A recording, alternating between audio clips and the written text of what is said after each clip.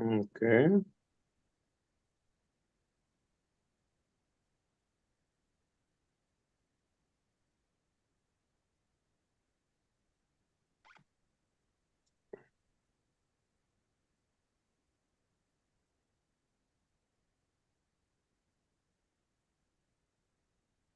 Mm-hmm. Yes.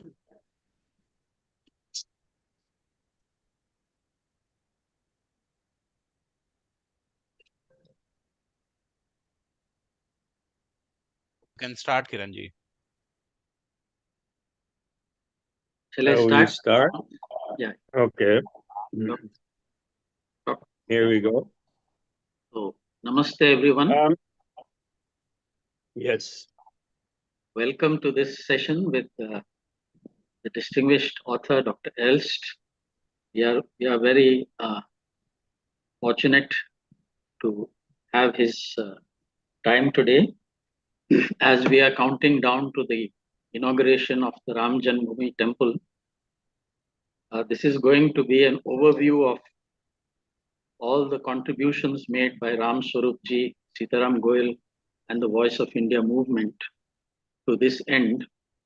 What most people are conceiving of as a victory, a civilizational victory, although some people say it's a victory for India. So I myself read the book on Ayodhya and Babri Masjid by Dr. Elst when it was first published.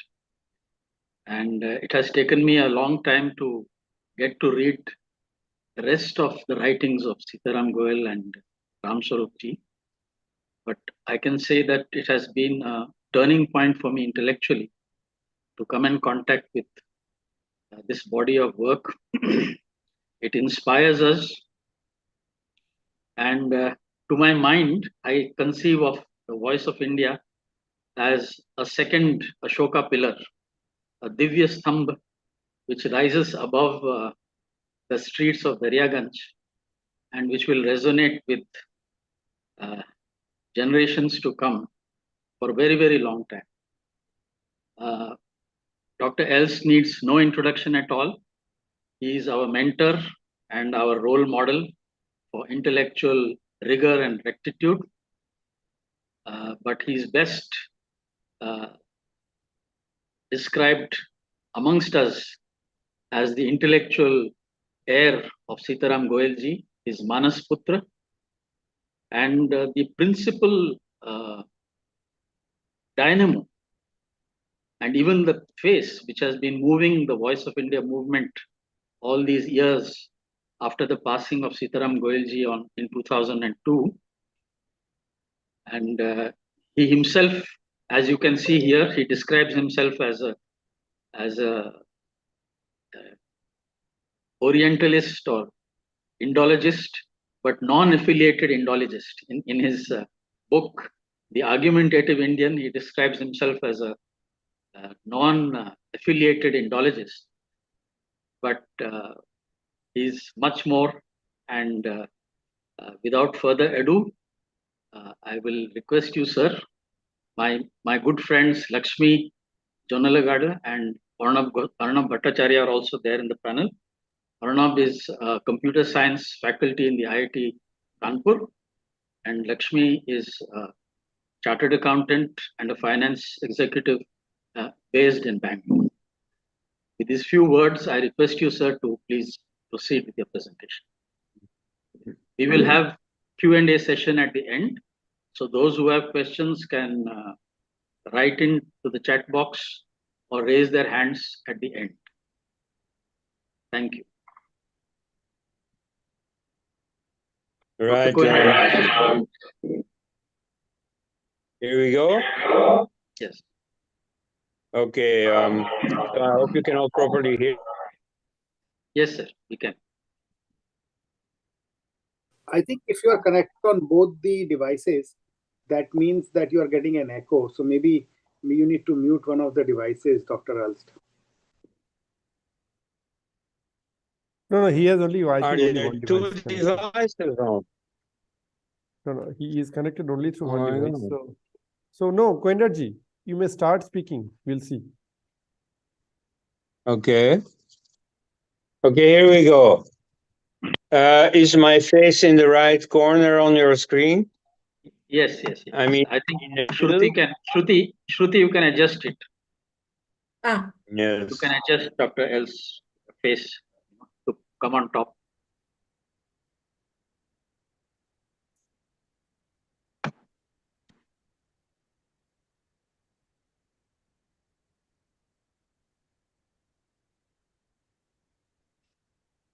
Is it okay now? Yes. Yes, Fine. yes, yes, very good. Okay. Yes, well, today is the day when the three wise men from the east came all the way to Bethlehem.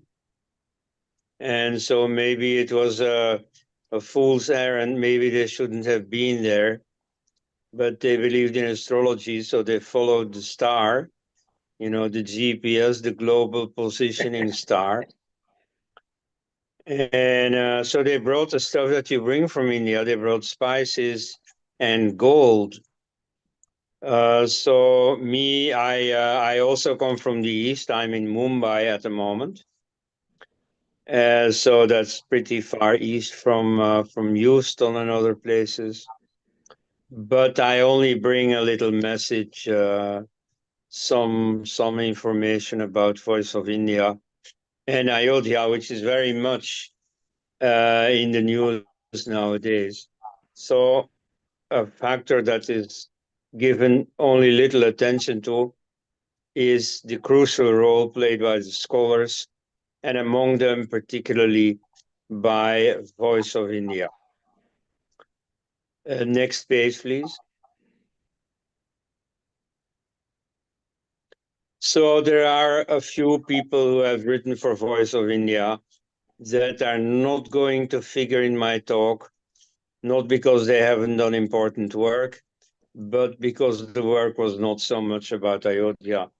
Like, for example, Ishwar Sharan, the writer about the legend of St. Thomas, or here in the photograph, the man on the left, namely David Frawley. So this is a photograph taken near the rooftop apartment where Ram Swarup used to live at the time. It has four people in the picture. So from right to left, it is Sitaram Goel, Ram Swarup, myself, Koenraad Elst, and David Frawley. So you could say that these are two Indian sages followed by two Western hippies. Okay, next.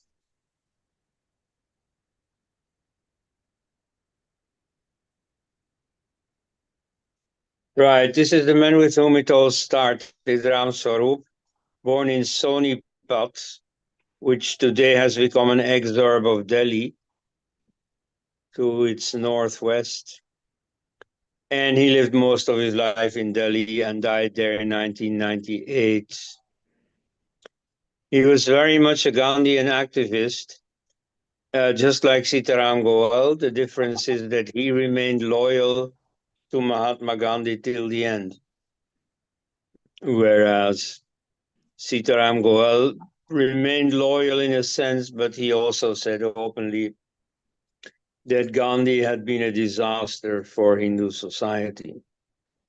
Then he became a leftist, not a card-carrying communist, but a progressive. Then he, in the late 1940s, he studied communism in detail and became a committed anti-communist. And then in the background of that process, he gradually became a reborn Hindu. You see, in his leftist progressive period, he was a committed atheist, religious skeptic, and that gradually changed. At that time, he founded the Changers Club. This was a pun on Karl Marx's observation that philosophers have described the world but never changed it. So he wanted to change the world. Of course, it only became another talking shop, but nevertheless, it was quite interesting. The two booklets that they published were both about Mahatma Gandhi, one about the failure of the Quit India movement, the other about the murder of Mahatma Gandhi. Then later, you see, as they jumped into real life, the group members grew apart. The progressive influence remained fundamental to Ram Swaroop's thinking. This is an influence that has been very little discussed, is from British liberals with people like Bertrand Russell, Aldous Huxley, George Bernard Shaw, and George Orwell. Okay, so fast forward, we skip his whole anti-communist career in the Society for the Defense of Freedom in Asia. Then later he kept writing as the economist that he, strictly speaking, was, about Gandhian economics and its contrast with communist economics and so on and so on. But so the period that interests us starts in 1980, when he publishes the book Names of Gods. And it is for publishing his books that the publishing house Voice of India was created in that year. So this is all together with Sitaram Goel, who was in the book business. He ran a business then at the time for book import-export, Biblia Impex, which once in a while also published something. So in the margin, with all the practical work done by the secretaries and so on of Biblia Impex, he started Voice of India. Ram Swaroop wrote a number of detailed studies about aspects of Hinduism especially, but also and more controversially about Christianity and Islam. Further, on the constructive side, he was an ideologue of the alliance of Hinduism with what remains or what is being revived as pagan religions worldwide. For example, and please, the next slide.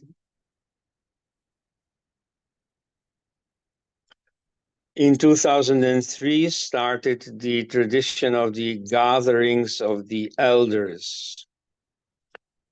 Every 3 years, there is a gathering of pagans from all over the world, always in an Indian city.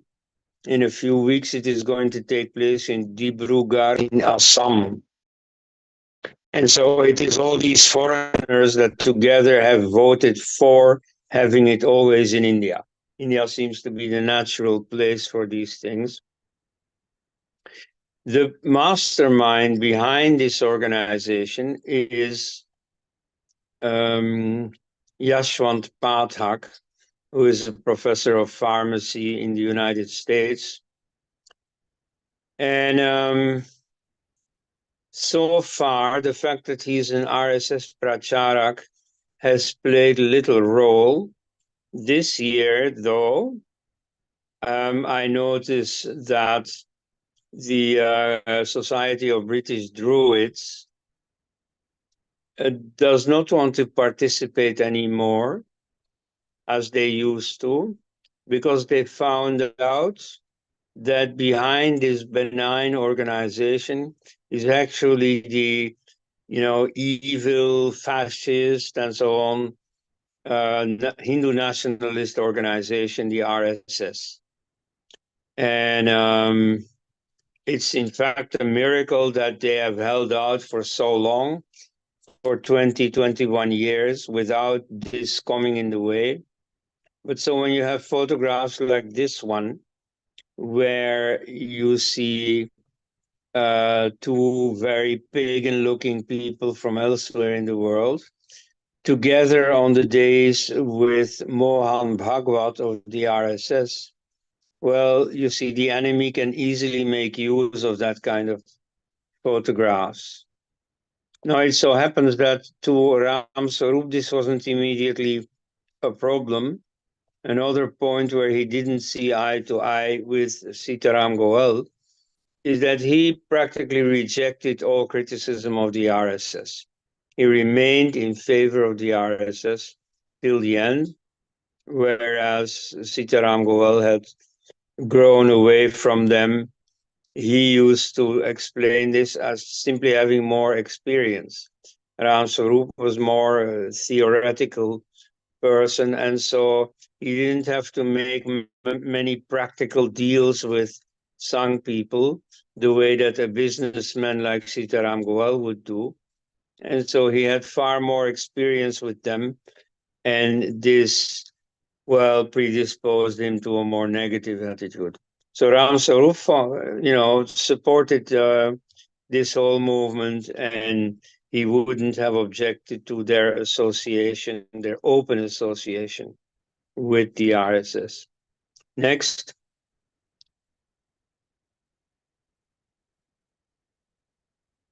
Right. Now coming to Ayodhya, Ram Sarup did little about the Ayodhya affair, the Ayodhya controversy. He was less interested in current events. And so what he documented was not the goings on of idolatry and iconoclasm, but rather the background ideology. So he wrote in general about Christianity and Islam. He wrote very specifically about a much neglected but very important part of the inspiration for Islamic law, namely the Hadith, or in Urdu pronunciation, Hadith, namely the traditions of the Prophet, the acts and sayings of the Prophet. So they are strictly speaking not as divine as the Quran, but in practical interpretation, they are absolute. You see, they are very authoritative in formulating Islamic law. And so for most things in Islamic law, what counts is that you can cite a precedent of the Prophet as given in the Hadith. So he analyzes this, and he shows that the Hadith contain an anti-human ideology which pits Muslims against all the rest, and which says quite explicitly and repeatedly that enmity and war will reign between Muslims and non-Muslims until all the non-Muslims decide to accept Islam, or in the very worst case, surrender to Islam, living as third-class citizens under an Islamic regime. And so that, you see, he does in great detail. We will not go into it very much here. But so it's very important to see that aspect, because in the present, attempt to use the Ayodhya affair in favor of the RSS BJP, you should see that on the one hand, Ram Sarup was rather on the side of the organized Hindu movement, yet at the same time, this more penetrative understanding of the background of the phenomenon of iconoclasm and of Ayodhya in particular was precisely what the organized Hindu movement didn't like. You see, it's only outsiders, people like Christophe Jaffrelot, like Robert Frykenberg, and so on, the India watchers, who claim that the BJP is fanatically critical of Islam, is Islamophobic, and so on. It is just the opposite, and it is only a few individuals like Ram Sarup who take Islam itself to task. Next slide.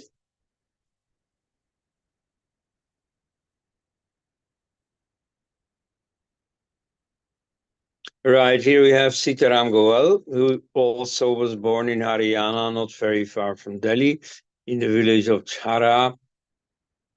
He died in 2003 in Delhi. He also started out as a Gandhian activist. In his family, there was a lot of influence of the Sant Garib Das and also the Arya Samaj. And that, is often present in people who evolve either to Hindu nationalists, and indeed the whole movement in the 1920s, 30s drew a lot of inspiration from the Arya Samaj, but also among communists.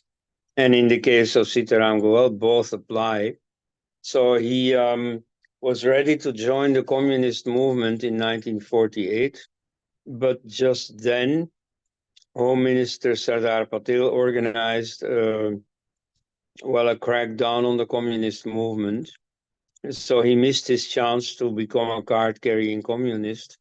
And by the time the situation had normalized, Ram Swarup had influenced him to rethink his sympathy for communism. He moved to the explicitly anti-communist party, and this was not the Jan Sangh, the earlier incarnation of the BJP. This was the Swatantra Party, which was led by Minu Masani and by the very important freedom fighter Raja Gopalachari. Then he founded first he was an anti-communist think tanker, the think tank being the Society for the Defense of Freedom in Asia, on Chowringhee Square in Kolkata. Last year, I had the pleasure of actually going there. The house itself, unfortunately, doesn't exist anymore. The address is still there, but there's a new building. So after that, he started the Biblia Impex commercial business. This was in 1962. And maybe it's important to understand that after the Chinese invasion in India, he lost his fear that communism would take over India.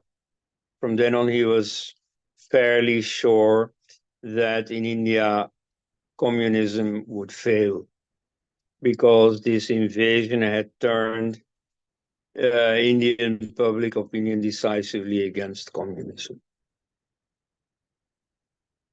Okay, and then it's in the margin of this business that he starts Voice of India, 1980.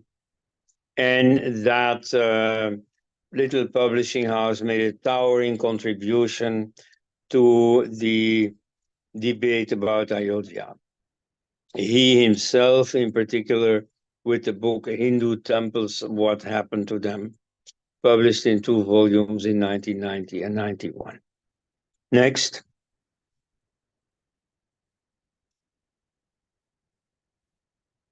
Yes, this here doesn't carry any information that has a lot to do with our topic.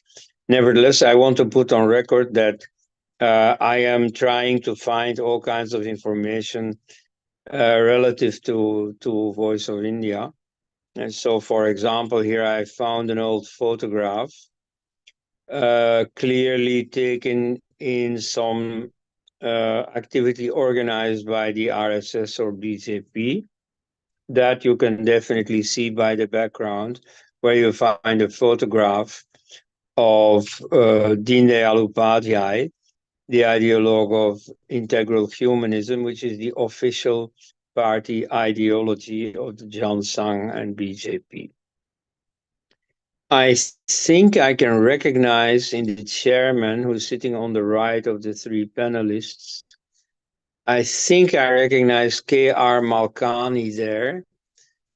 He was a very important intellectual in the RSS BJP.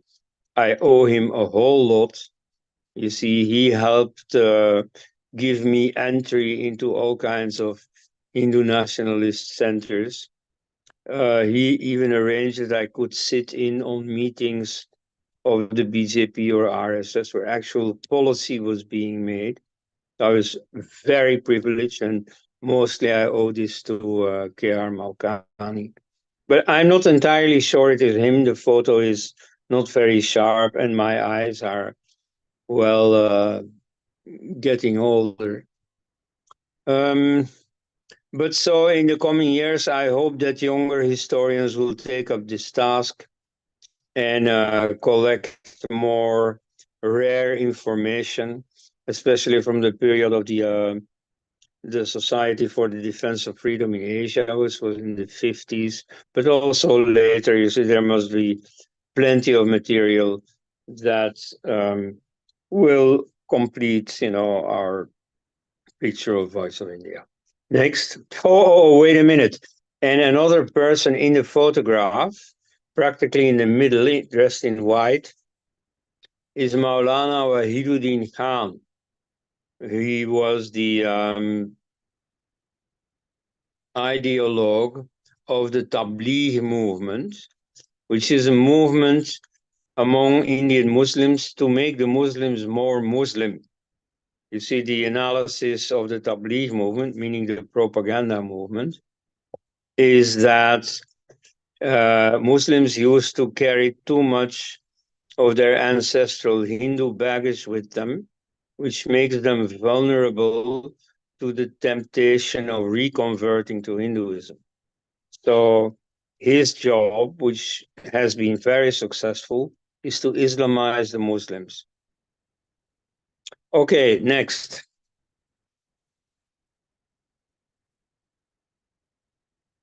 Right, so now we're coming to the Ayodhya affair very quickly. So in 1949, the building was standing empty, and Hindus installed the idols, or rather the murtis, of Rama and Sita in there.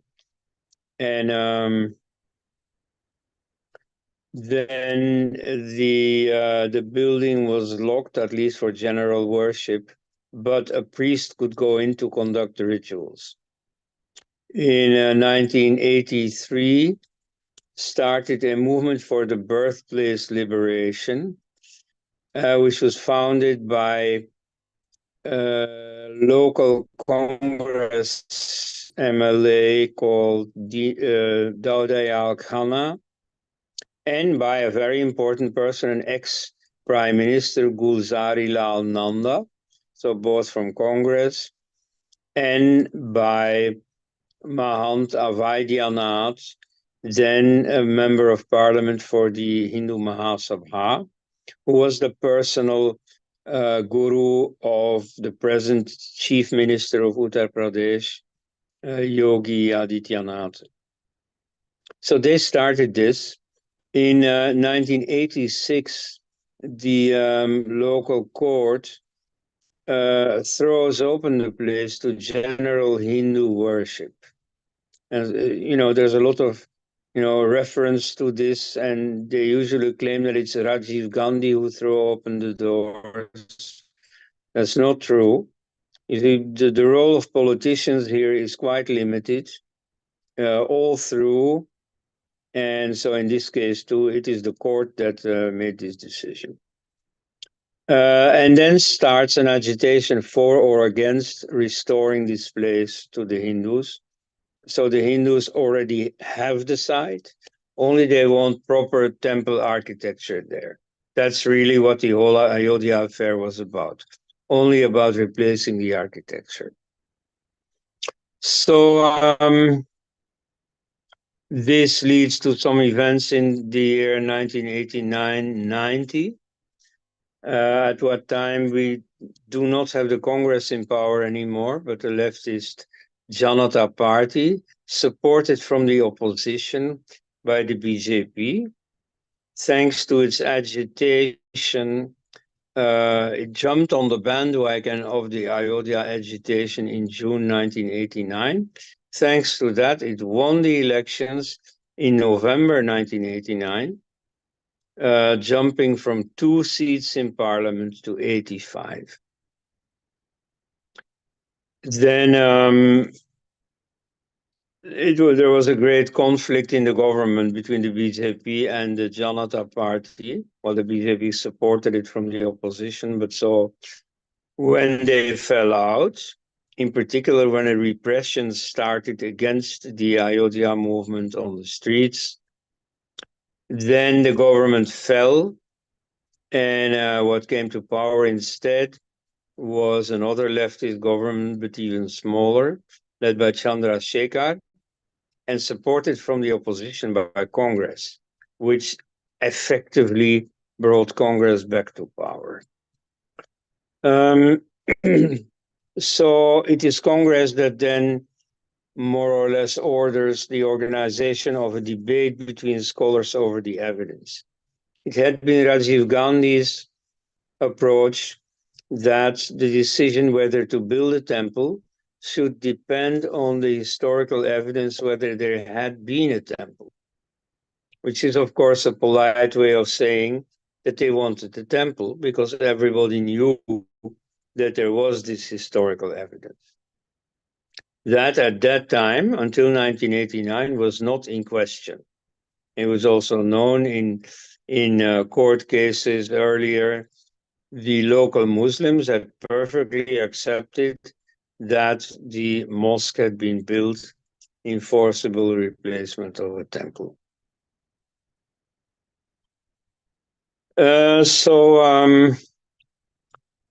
Through a few events that we'll discuss, the whole thing ends again in the lap of the judges, and it stays with the Uttar Pradesh High Court for a long time, until in 2010 they rule in favor of the Hindu claim, which is then confirmed in 2019 by the Supreme Court.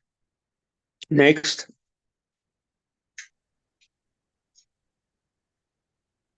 Here we have the Vishwa Hindu Parishad, part of the Sangh Parivar. And so the role played by the BJP is a bit dubious. That is not the case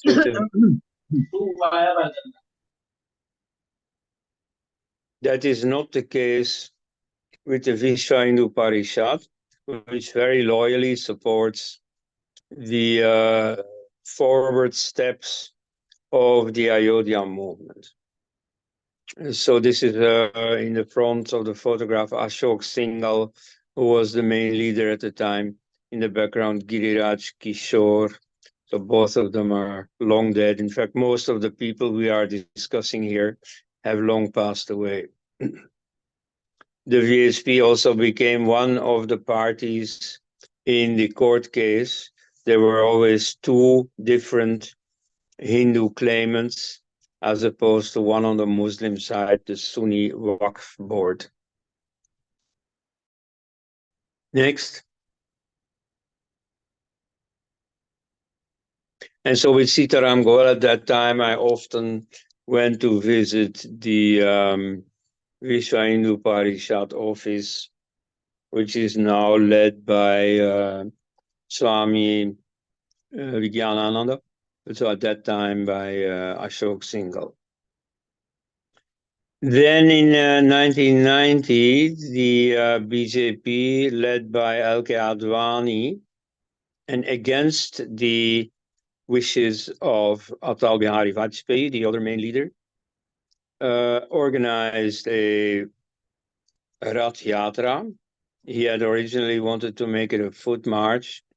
It is Pramod Mahajan who, persuaded him to make it a Rath Yatra with an appropriate Toyota car that looked a bit like a chariot, from Somnath, where soon after independence, the President Rajendra Prasad had presided over the opening of a rebuilt Somnath temple. And so the idea was to take the Rath Yatra to Ayodhya, but it was stopped before that by his leftist ex-friends.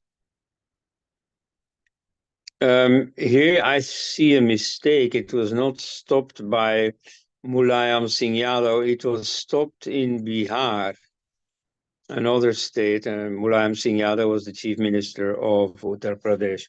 Anyway, Mulayam Singh Yadav did organize an armed repression of Hindu agitation in Ayodhya, where a number of Hindu activists were shot.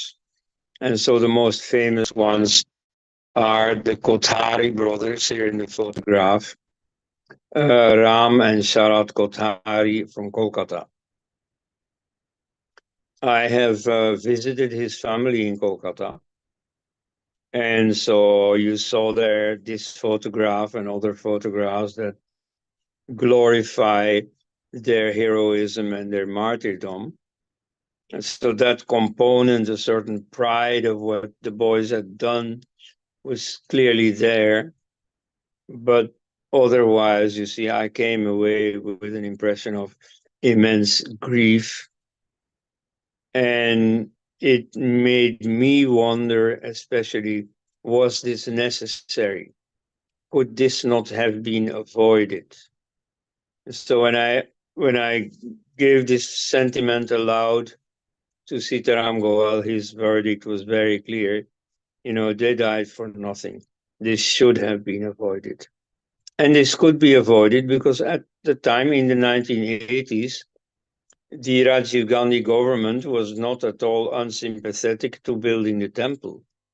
And indeed, some famous cases of Muslim appeasement of that period should be understood as an intended counterweight against the prospect of leaving the temple site to the Hindus. And so for Rajiv Gandhi, this was not a big issue. This was just the usual Congress horse trading. And he might have pulled it off. He's not entirely certain. Maybe he could have bought the Muslim leadership over, but then maybe some second-rank Muslim leaders would have used the occasion to come forward and to make themselves the spokesman of a more radical, more unforgiving wing, and then revive the issue, and then we would still have the problems that we now have had. But it could have been tried, and so that failed, partly because the issue got identified in 1989 with the BJP, and partly, I'd say mostly, because of the so-called eminent historians who suddenly came forward in 1989 to demonize the liberation of the Ram Janmabhoomi and to declare that this whole case was false, that there was no temple at the site or never had been a temple at the site. So against that, what started in the newspapers was effectively a debate where a number of historians published articles on the op-ed page showing that there was indeed evidence for the temple. And so what happened in December 1990 when Chandrasekhar was in power was in fact a formalization of that ongoing debate by bringing some scholars together to fight it out. Next page.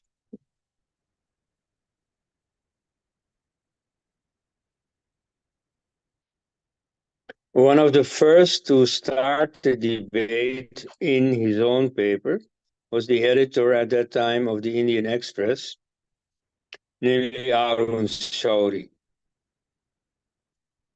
Arun Shourie was something of the conscience of India. People who don't like him call him very moralistic. I don't know what you want to call it, but I mean, he took enormously. That's why he was very much a crusader against cases of corruption. also against reservations. That's perhaps what he's best known for. That's also perhaps why in 2014, when the BJP came to power, he was unexpectedly not chosen as a prominent cabinet minister, because the BJP at that point wanted to court the lower castes, and they did so by espousing the casteist agenda, which was against the Hindu nationalism formulated in the middle of the 20th century. But, it's a long and interesting discussion. But so I noticed that the BJP had opted for that middle caste and low caste profile. And so Arun Shauri didn't fit in that. He wrote a book against Dr. Ambedkar and against the whole reservation policy, the book Falling Over Backwards. So he didn't fit in their new profile. He wrote a lot of, he wrote enormous quantities. And so they were then brought together in books like Indian Controversies or A Secular Agenda. Yet, you see, even though what he wrote was relatively favorable to the Hindu cause, strictly speaking, he was not a religious person. Indeed, he was a great critic of religion in general, but also of Hinduism in particular.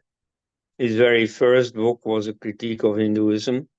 One of his last books, likewise, Does He Know a Mother's Heart?, where he looks closer into the suffering that parents and especially mothers can undergo, and that according to the religious worldview is visited upon them by God. And so he takes the experience of suffering as a starting point for a critique of the religious worldview. Similarly, in the book Two Saints, he describes the visions that Paramahansa Ramakrishna had and Ramana Maharshi. And so he's not too sure that the saintliness of those saints is entirely, mature and sane. He thinks that there are some abnormal phenomena in there. So Arun Shauri, from a secularist viewpoint, can not be faulted for anything. He's a typical modern man with the modern ideas that you'd expect. And yet he wrote a devastating critique of these so-called eminent historians who used to portray themselves as the voice of sanity, of rationality against ugly, vicious Hindu obscurantism. So he shows, where the eminent historians have gone wrong. And particularly about Ayodhya, he was one of the first to publish about the evidence. It's already in early 1989 that he published a very long article, Hideaway Communalism, in which he shows not only that there are Muslim documents from centuries past where these local Muslims confirm the pro-temple scenario, that there had been a demolition of a temple to be replaced with a mosque. Not only that, but he also shows 4 attempts by Islamic institutions to tamper with this evidence or to hide this evidence. Later this was done not for the Muslim side, but for the secularist leftist side by Meenakshi Jain, where she shows how the leftist historians also went through some very embarrassing episodes once they were questioned by the judges about their evidence which seemed not to exist. Next slide. Oh, yeah, about Arun Sodhi, yes. Why am I mentioning him here?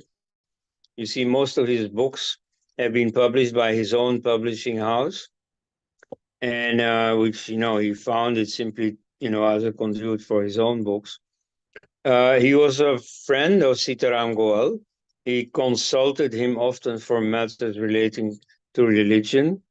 And one of his books also he published with Voice of India about the Christian missionaries. Okay, next.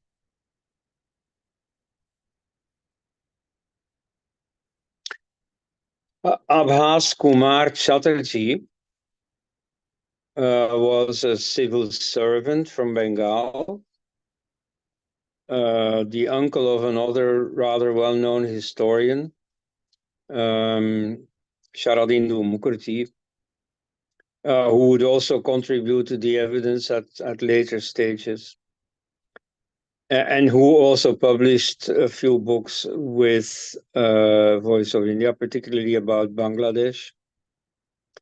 Now, Mr. Chatterjee introduced into the debate the evidence given by European travelers, particularly by Father Joseph Tiefenthaler, a Jesuit from Austria.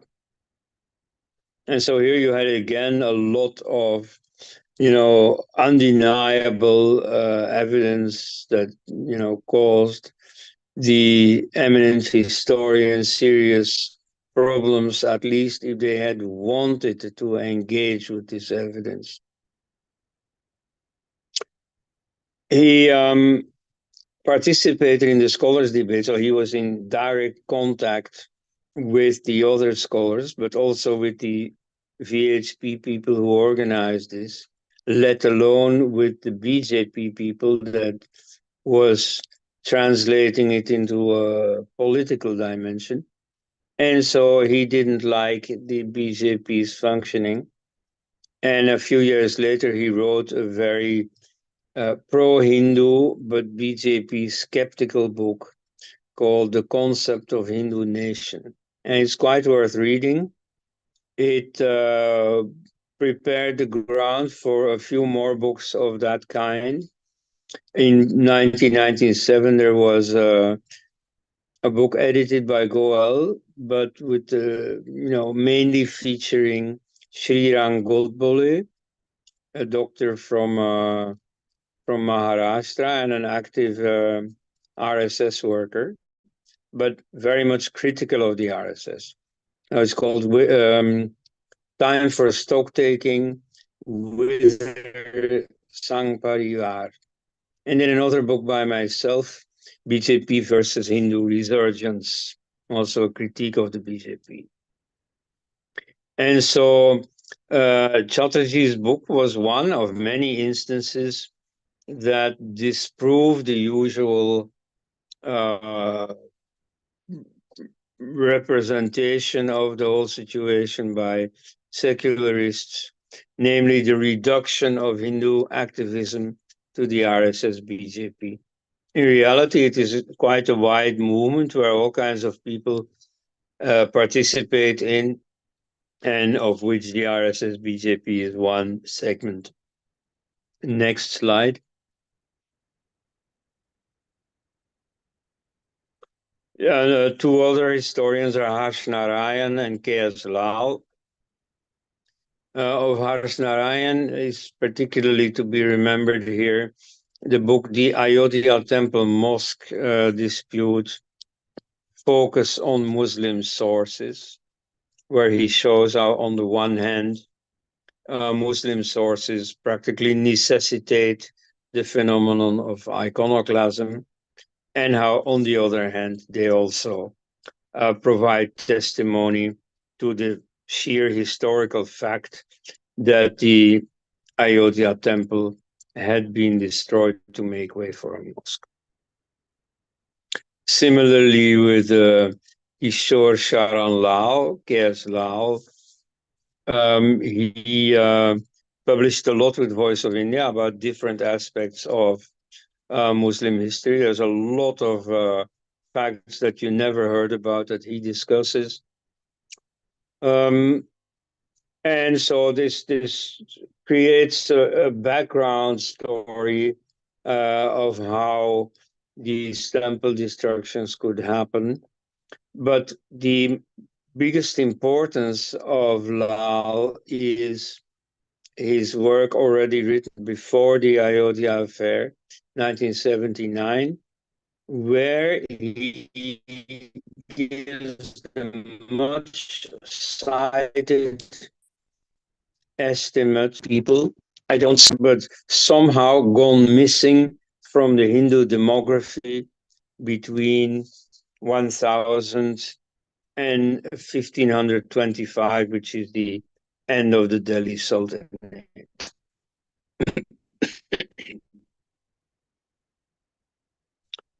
Yes, please, the next slide.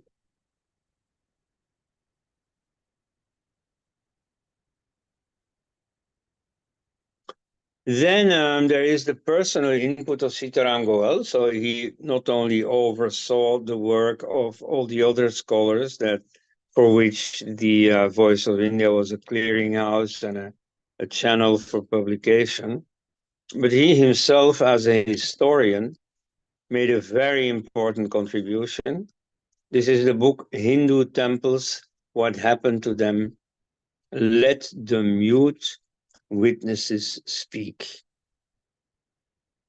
So this gives a list of 1800 plus cases, I think it's 1865, of temples destroyed by Islamic iconoclasm, mostly replaced with mosques. These 1865 cases form a list of falsifiable claims. You see, the philosopher of science, Karl Popper, says that in order for a claim to be scientific, it has to be falsifiable. You have to be able to state what exactly should be found in order to falsify your claim.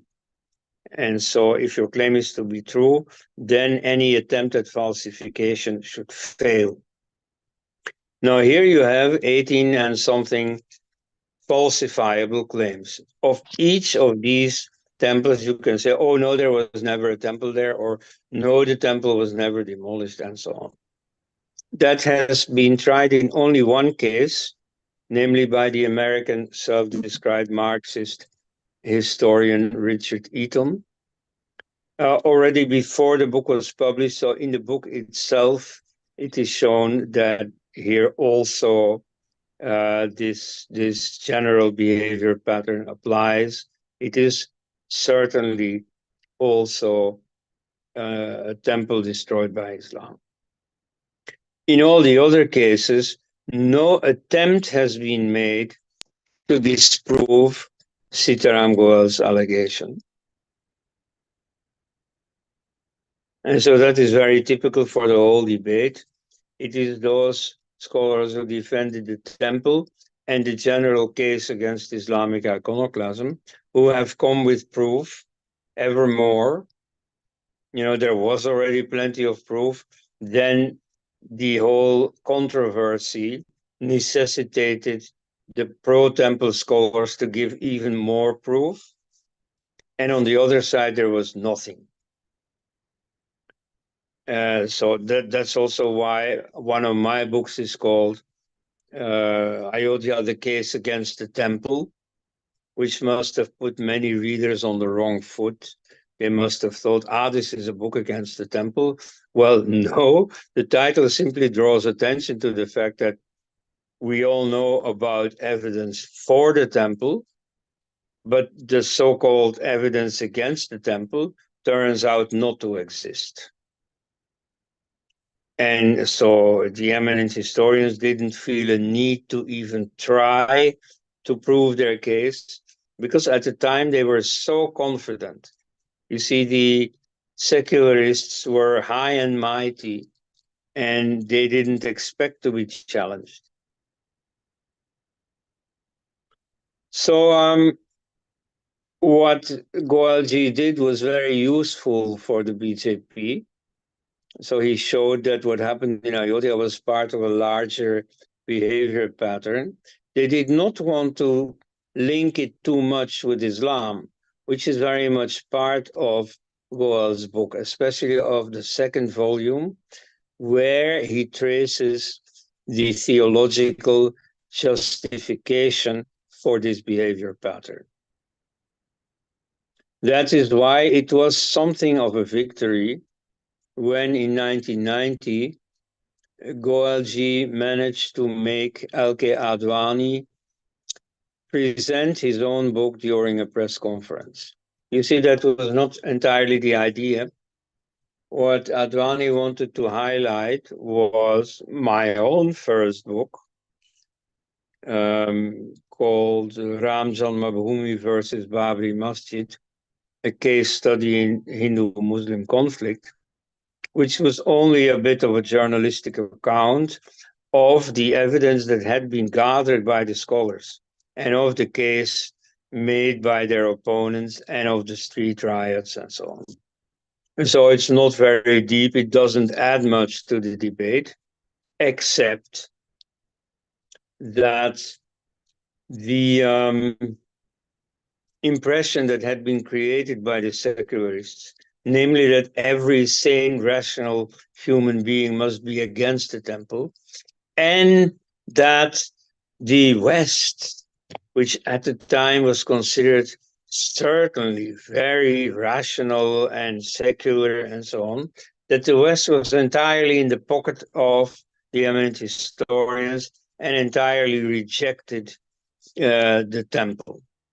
Now, it is true that most Western Indologists, to the extent that they care to have an opinion, were against the temple because they simply believed their Indian colleagues that there had never been a temple there. And they themselves weren't motivated really to research the whole thing themselves. So they just assumed there was no temple there. And so in those first years, I myself have drawn a lot of flack for going against this orthodoxy. Now, from Advani's viewpoint, what was interesting there was simply that my case disproved the impression that the secularists were trying to create. Now, since I had been, that book of mine had been published by Sitaram Goel, he took the opportunity to say to Advani, well, in that case, you should present the book together with my book, Hindu Temples, What Happened to Them. So about that, Advani was less enthusiastic, but anyway, he did present the book. And that press conference managed to reach the front page of most Indian newspapers. So you see, fortunately, some attention was drawn to the book Hindu Temples, though again, most Indologists and the media, India watchers, have tried to keep it hidden. So there was a critique by Goel of the BJP position in Ayodhya, namely the Ayodhya case is being reduced to just this one little temple. Goelji used to dismiss it as their toy. They want to have this thing totally disconnected from a larger ideological context. But, in those days, it was still a Hindu party. Probably Goel could not foresee to what extent the BJP would become a secularist party, or maybe he could foresee it. But so for the BJP, it was a mere toy. And for Goelji, by contrast, it was a key to a proper understanding of Islam. And so he thought that the BJP ought to have used this as an occasion to educate the public about the nature of Islam. Next slide, please. Yeah, this is me. So when I look, over all this, it seems, I'm afraid that I'm the one person in the world who has written most about Ayodhya. So there is this first Ram Janmabhoomi versus Babri Masjid book. Then Ayodhya and After, written a year later. It's a little bit about Ayodhya, but it tries to place it in a larger context of the Hindu movement and the challenges before Hindu society. Then the book Negationism in India, Concealing the Record of Islam, actually started as a translation of a Dutch book review of Sitaram Goel's book, Hindu Temples, What Happened to Them. And so from there on, it goes deeper into issues of history denial, history distortion, of manipulation of the history of massacres and large-scale destruction and so on. So the word negationism is a French word, négationnisme, which is mostly used for the denial of the Holocaust. And originally it was used for what happened to the, well, at least the word Holocaust was originally used for what happened to the Armenians, the Armenian genocide by the Turks in 1915, 1918. Which Hitler used. He said, you see, nobody speaks about the Armenians. You know, the Turks have been able to get away with this genocide. Why shouldn't we get away with another genocide? But so in that context, a French sociologist has started to use the word négationnisme, which maybe you could translate as denialism. And so what happens in India is the same thing. Mind you, I have not said, and I emphatically refuse to be quoted as saying that what happened in India was something like the Holocaust. You see, the denial of what happened in India uses the same techniques and is in that sense very similar to the European and American denial of the Holocaust. However, what happened in India is not a Holocaust in the sense that in the Holocaust, the Nazis tried to exterminate the Jews, whatever they were, whatever they did, whatever they believed. If they were born Jew, then that was enough to be killed. That was not exactly the case with Hindus in India. Though many millions have been killed, more than Jews in the Holocaust, nevertheless, the intensity was much lower. You see, I mean, for killing, the Muslims disposed of a whole subcontinent and of 1,000 years. And so, of course, the numbers were very large, but there was never an attempt to massacre all the Hindus. You see, the intention of Muhammad was that everybody would not worship him, that's the wrong term, but venerate him.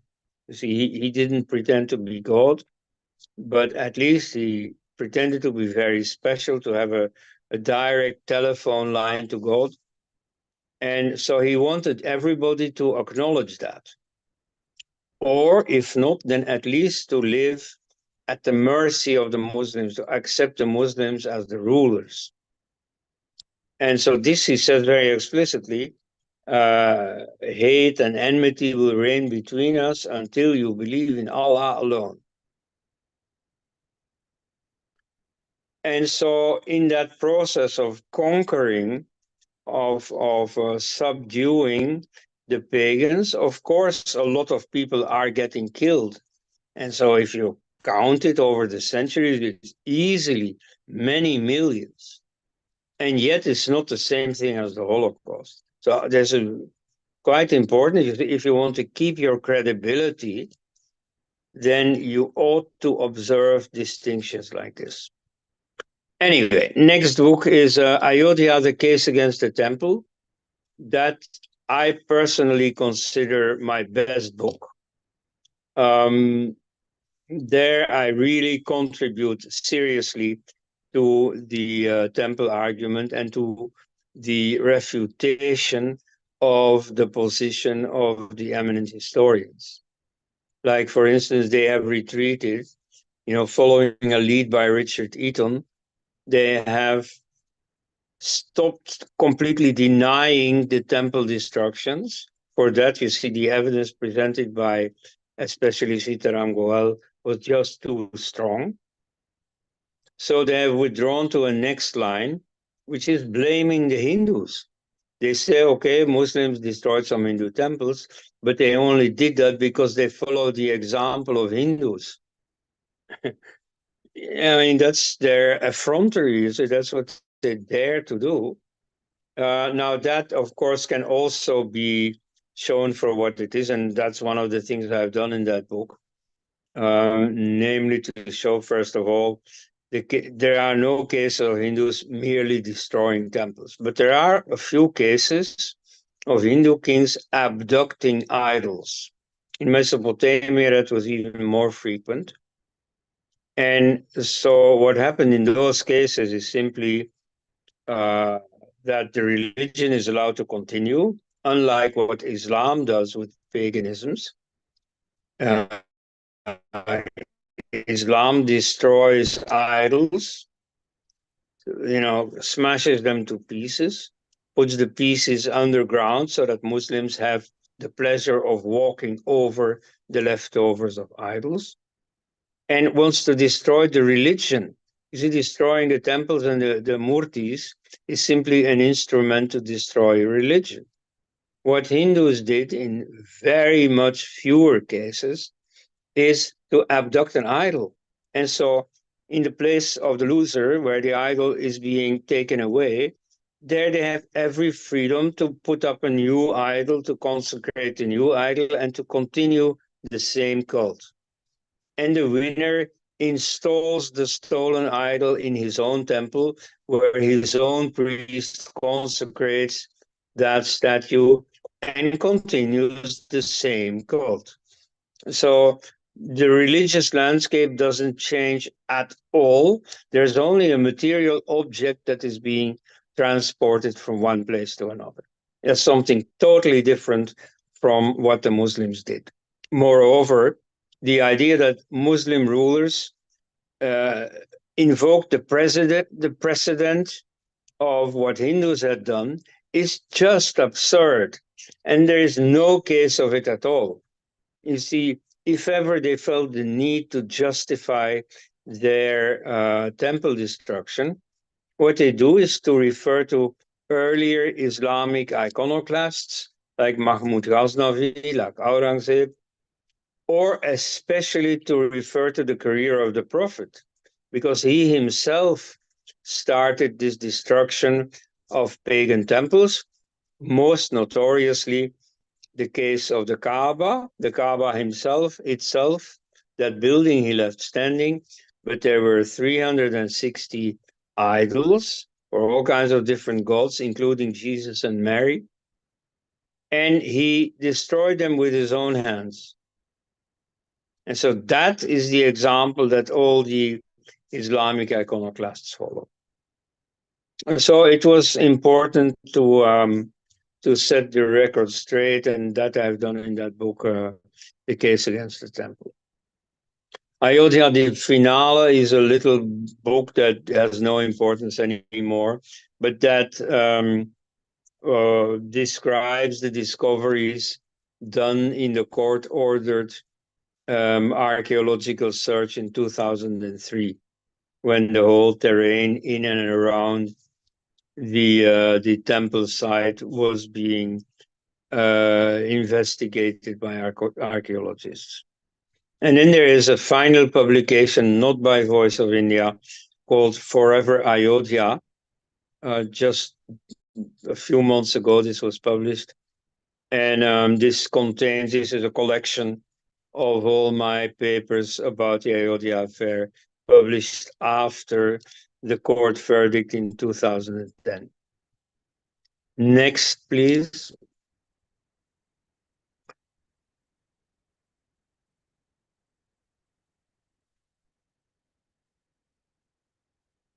So, Sitaram Goel, as you will have understood by now, was not the best friend of the RSS BJP, but nevertheless, whenever what they did could be seen as in the service of the Hindu cause, he would cooperate with them.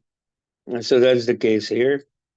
Voice of India published all the scholarly evidence, gathered during the scholars' debate in a booklet that published history as history versus casual history evidence of the Ram Janmabhoomi Mandir presented by the Vishwa Hindu Parishad to the government of India in December, January 1990-91.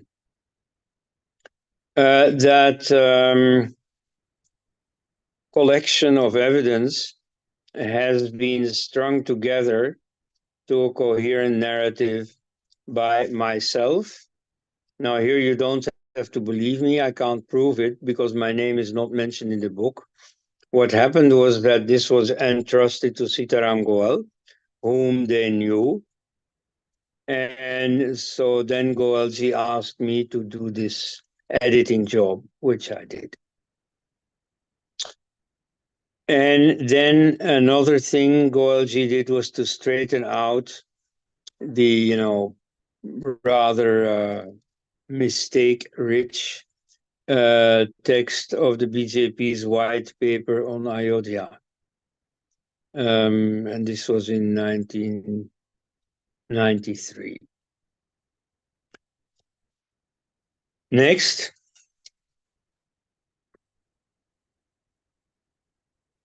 So to conclude, what the Voice of India did here played a crucial role in collecting and publicizing the evidence. And that evidence in turn played a crucial role in getting the courts to allot the contentious side to the Hindu camp.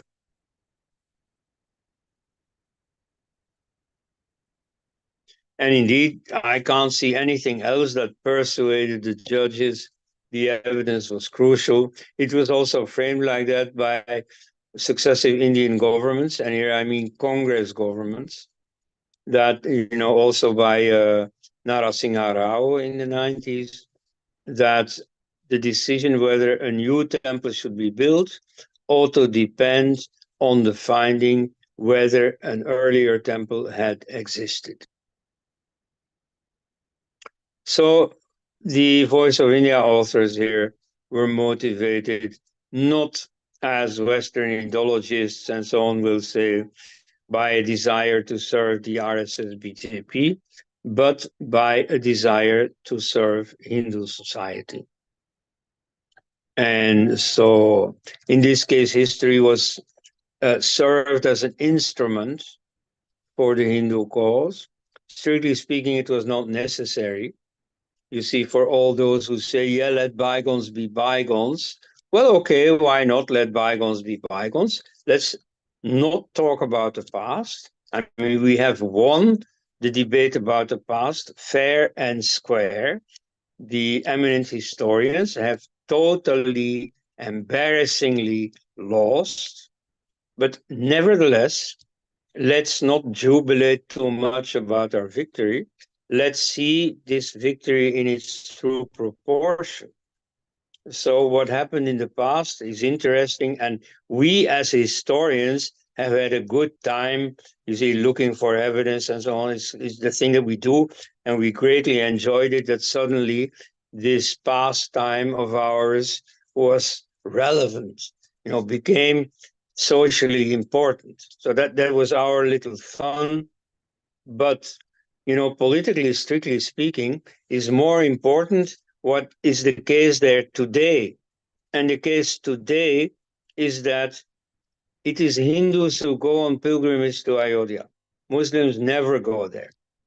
They go to Mecca and Medina, or failing that, they will go to Ajmer, they will go to other places. And so they don't come to Ayodhya. It is Hindus for whom this place in Ayodhya is a sacred site. So it is completely obvious that any secular government will leave the site to the Hindus. You see, in France, you have this Catholic pilgrimage site, Lourdes, about which all these, secularist, atheist politicians in France only laugh. And yet they make sure that pilgrimage facilities are in place in order to, make it possible for Catholics to go on pilgrimage there. The Israeli government is not convinced that Mohammed flew on a winged horse to Al-Aqsa, to the farthest place, namely the Al-Aqsa Mosque on the Temple Mount in Jerusalem. Nevertheless, it makes sure that Muslims can have their pilgrimage there. And so it is completely obvious that the site in Ayodhya belongs to the Hindus. And worldwide, this is more and more accepted. In Australia, a few years ago, you had the transfer of the Uluru, the Ayers Rock. You see, the British called it after some local government, Ayers, the Ayers Rock, in the geographical heart of Australia. So that was a sacred site to a local native, Aboriginal tribe. And so after it had been a tourist site where people went mountain climbing and so on, they simply gave it back. And now it's off limits to tourists. The local religious procedures of that tribe have to be followed. And so it is perfectly normal to also do this in the case of Ayodhya. Well, okay, that's my first little overview of the role that Voice of India has played in the case of the Ayodhya controversies. Are there questions about it, or even more interesting, are there objections to anything I've been saying?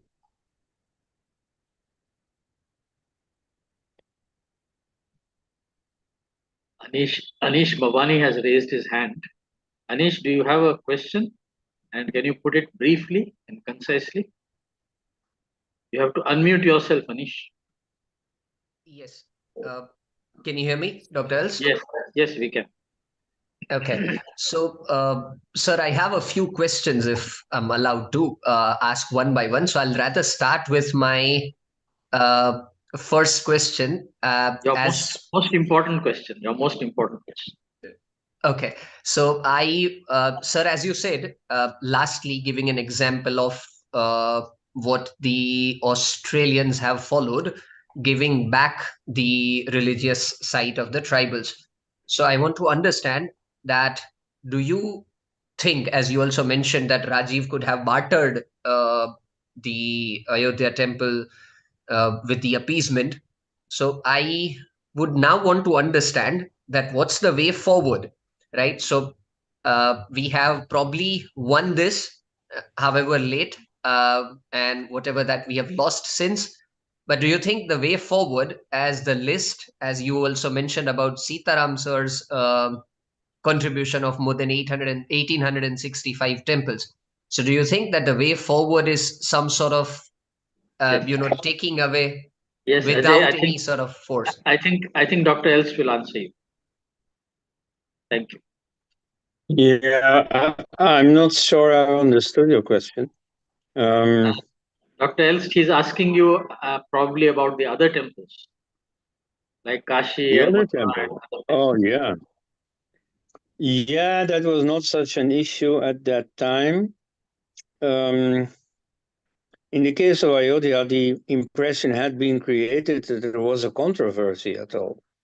You see, in the case of Mathura and Kashi, there is very obviously not a controversy.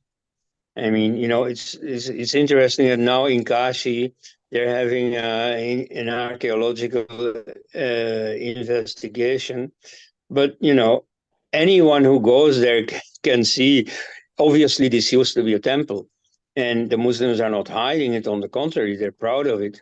They wanted to show off their victory over paganism by leaving half the temple standing. And so building a mosque on the remains of a temple. This has happened in other places in the world too, like the Umayyad Mosque in Damascus, which used to be a church. And in Ayodhya, you see there you have a number of Hindu temple pillars. I don't mean the underground foundation pillars, but inside the temple you had, I think, 14 non-weight bearing pillars. You see, masoned into the pillars that held up the roof. And so there too, it serves to show off, you know. And here, by the way, I have to make a little side remark.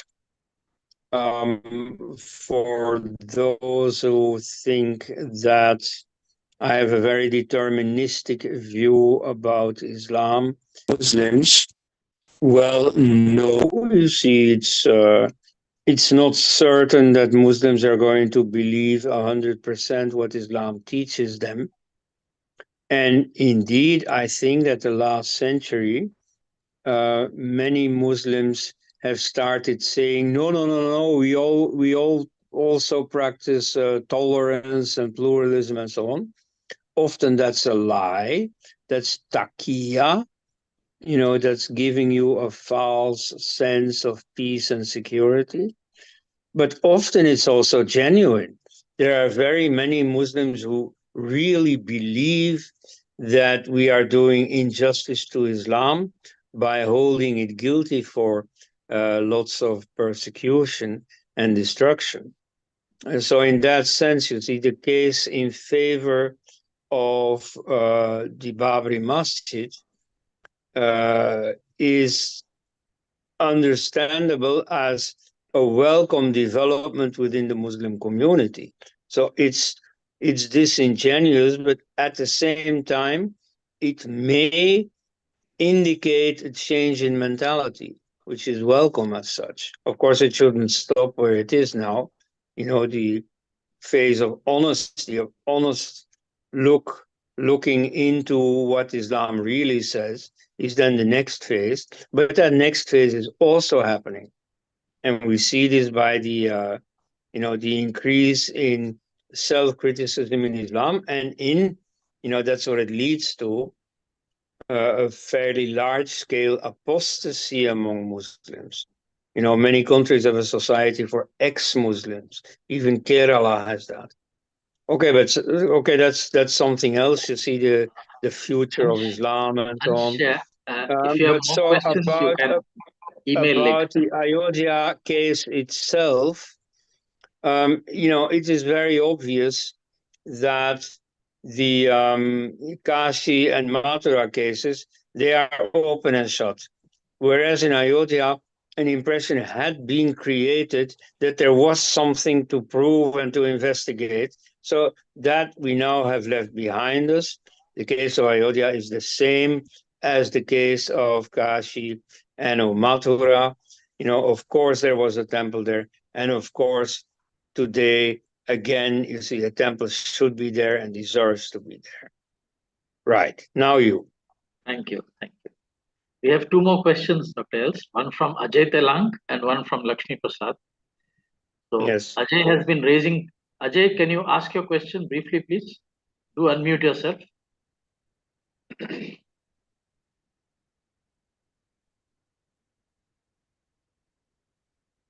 Please unmute yourself. Good evening, Dr. Elst. Yeah. Can you hear me? Yes. Yes. I Yes. can. I have one question, rather two questions. Number one is, during your presentation, you had mentioned about Father Joseph Tiffenthaler. Yes. Yes, who's I don't know, research or documentation or whatever helped to prove the case. Can you just furnish some details about it? I mean, whether the documents are available or It is not. there in And A.K. Chatterjee's number book. two, A.K. Chatterjee's book. A.K. Chatterjee's okay, book. okay. Number two, there was a mention about Voice of India publication about the history versus casuistry evidence of Ram Janmabhoomi, which helped the case. Is the book available or the documents, whatever? Dr.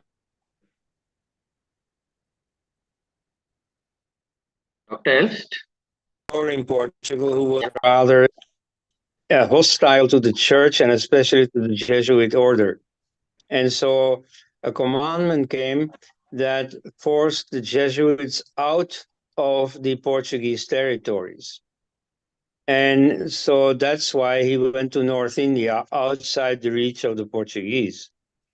And here, he was on his own, although at some point he became a teacher in a little Jesuit school in, I think, Agra or thereabouts. And so he traveled a lot in North India and he stayed there because then later on the Jesuit order was effectively banned, not only in Portugal, it was banned by the Pope. So also in France, in Italy, in Spain, and so on. So he never returned to Europe. He remained a Jesuit and he remained in India. And so his testimony is very important because he got to know India better and better and better. And he's a very reliable witness.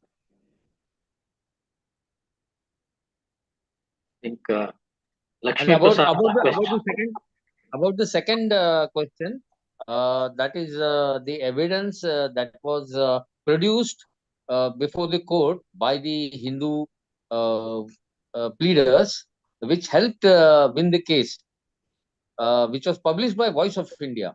Can you just help me getting the book, or is it available online or offline, whatever?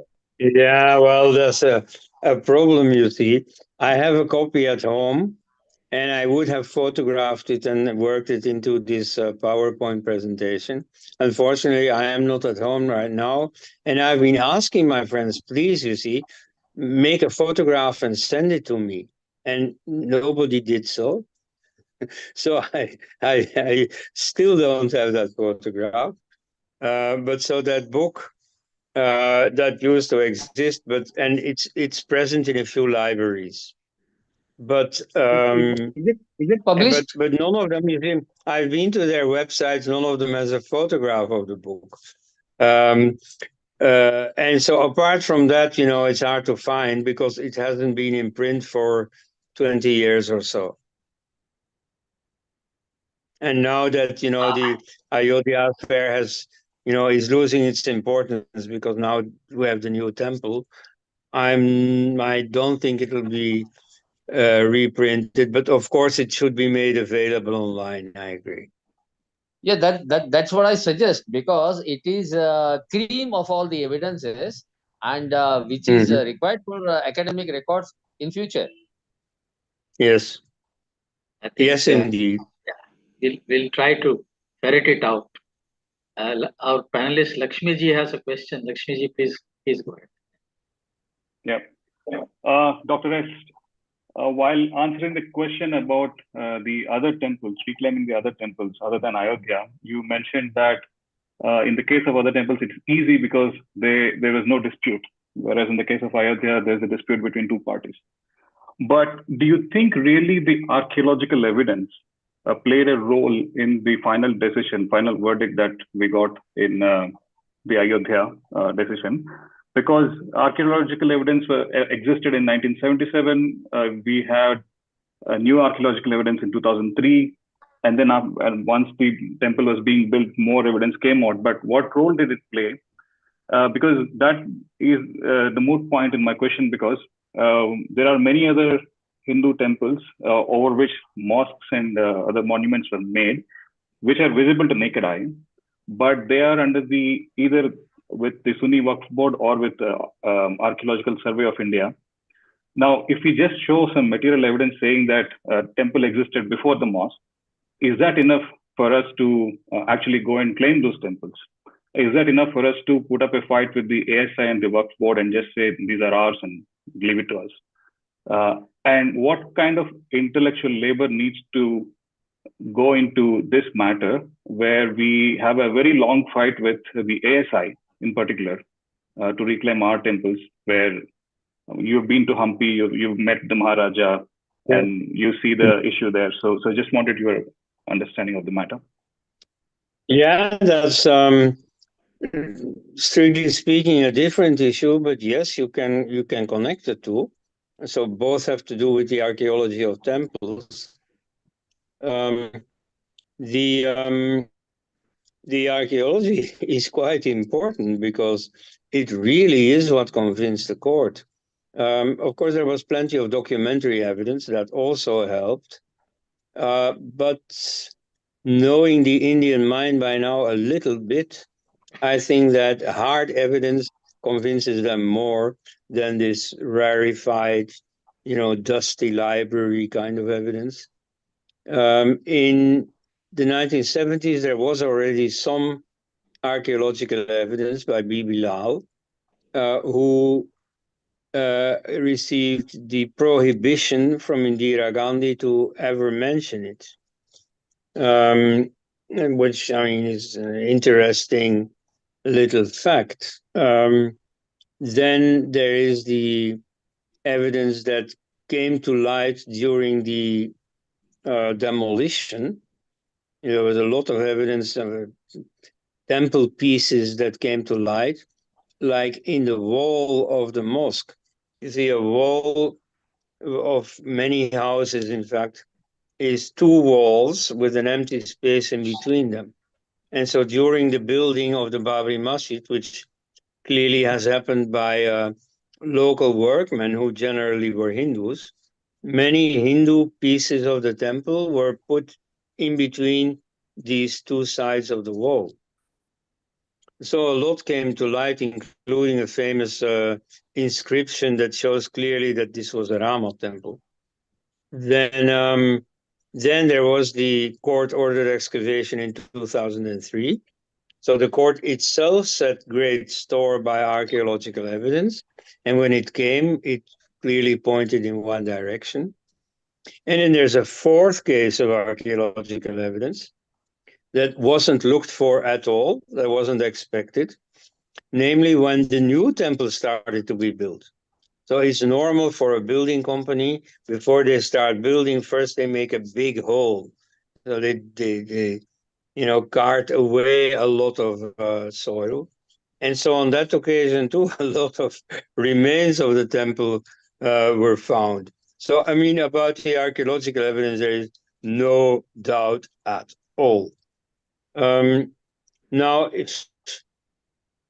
you see, in a court case, of course, if you're really pugnacious, you can get a lot against the evidence. Like, for instance, if you're a criminal and you get caught, even though all the, visible facts plead against you, as long as you don't concede, as long as you keep saying, I didn't do it, then nothing is proven or nothing is definitively proven. You still have a chance. So you see, if our opponents, learn from cases like the present one, then maybe they make it very difficult for you the next time, by devising that kind of lawyer strategy. But generally, I don't expect much of that, because by now, of course, everybody knows that there are thousands, literally thousands of temples in India with a similar history. And to give you an idea of how many, in Sitaram Goel's book, the state of Kerala, which was relatively spared, receives only 2 cases of the 1865. And later, a book has been published that specifically details all the temples in Kerala. In fact, only the first volume has been published, and there are hundreds of cases. And so this only concerns the Mopla rebellion of 1921-22 and Tipu Sultan. Otherwise, Kerala has really been spared, at least on the Muslim side. Portuguese, of course, have also done their bit. So you see that starter that Sitaram Goel's book actually amounts to is really only the tip of an iceberg. So yes, you see, there are numerous cases of temple destruction. And so I don't expect the other side to be confident enough to challenge that another time. So then the other case is the state governments, the national government, don't respect Hindu temples. And here, the whole atmosphere will have to clear up. I mean, Hinduism will have to become a lot more respectable than it is right now. Here, of course, being only a historian, maybe I set too much store by the role of history here, but at least for what it is worth, I do want to highlight this. You see, Hinduism has a very bad reputation.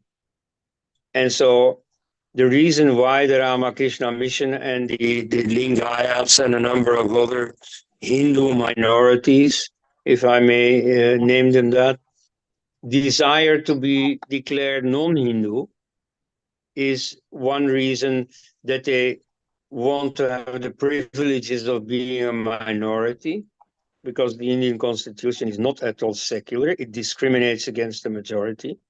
So that's one reason. But the other reason simply is the bad reputation of Hinduism.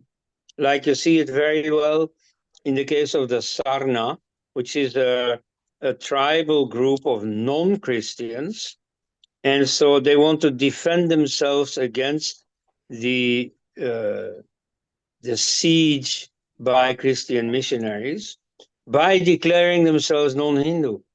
Because you see, if they defend themselves against Christianity as Hindus, they are reactionaries. And they are, described as such. Whereas if they describe themselves as an aboriginal, tribal, nature-loving, Mother Earth cherishing religion, now that's nice.